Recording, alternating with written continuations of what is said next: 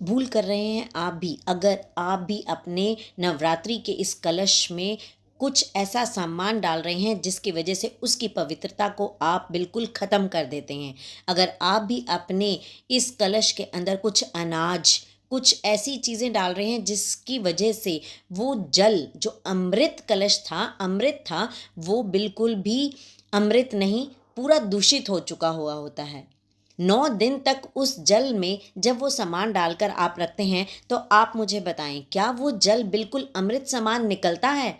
नहीं निकलता है, क्योंकि वो बिल्कुल प्रदूषित हो चुका हुआ होता है, जिसे आप ना प्रिजर्व कर सकते हैं, क्योंकि वो अमृत है। आपको उसे प्रिजर्व करना चाहिए, उससे रेमेडीज़ करनी चाहिए आपको अपने घर की सुख शांति को बढ़ाने के लिए।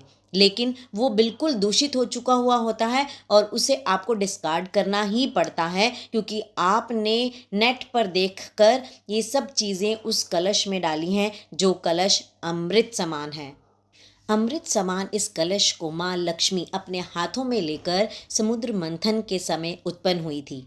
इस कलश को हर पूजा में सबसे पहले पंडित जी आपके घर पर रखवाते हैं कि अमृत कलश रखिए, उस पर नारियल रखिए, उस पर चुन्नी ओढ़ाइए, क्योंकि ये अमृत समान है। माँ लक्ष्मी की ये हम पर असीम कृपा है कि उस कलश में सभी देवी देवताओं का वास माना जाता है। आप सभी देवी देवताओं के वास को अपवित्र ना करें, कुछ भी ऐसा उसमें ना डालें कि आपका वो अमृत कलश जो बिल्कुल अमृत के समान है, जिसे हम अपने घर की प्रॉस्पेरिटी को बढ़ा सकते हैं, जिसे हम अपने घर की खुशियों को बढ़ा सकते हैं, उसे आप प्रदूषित करते हैं। ये आने वाले समय में अगर आप इसे रेगुलर करते रहेंगे तो ये आपकी लाइफ में प्रॉब्लम क्रिएट कर सकता है। तो इस साल ये गलती बिल्कुल ना करें। सभी के साथ जल्द से जल्द इस रील को शेयर करें और सभी को समझाएं कि कलश को बिल्कुल भी प्रदूषित नहीं करना है। उसमें क्या सामान डालना है वो मैं आपको बताऊंगी। उसी सामान के साथ आप इस कलश की पूजा अर्चना कीजिए।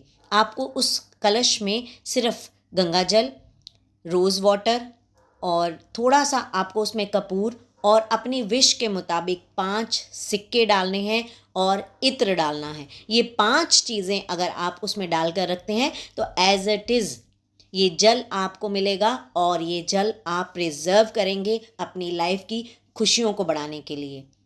अगर मेरी इस बात से सहमत हैं तो जल्द से जल्द इस रील को सभी के साथ शेयर करें और सभी को बताएं कि अपने अमृत कलश को कैसे स्थापना करनी है।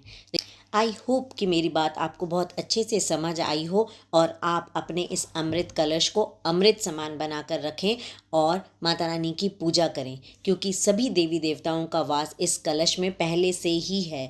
हमें सिर्फ इसकी पवित्रता को बरकरार रखना है, इसके साथ कोई भी खिलवाड़ नहीं करना है, तभी माता रानी प्रसन्न होगी और आपके घर में खुशियों की बरकत होगी। हर तरफ से अबंडेंस और प्रॉस्पेरिटी आपके घर में आएगी। माता रानी के आशीर्वाद के साथ इस खुशियों भरे नवरात्रि को आप सभी मनाएं, हम भी मनाएं और अपनी हर इच्छा को मैनिफेस्ट करें। जय माता दी एवरीवन। Thank you.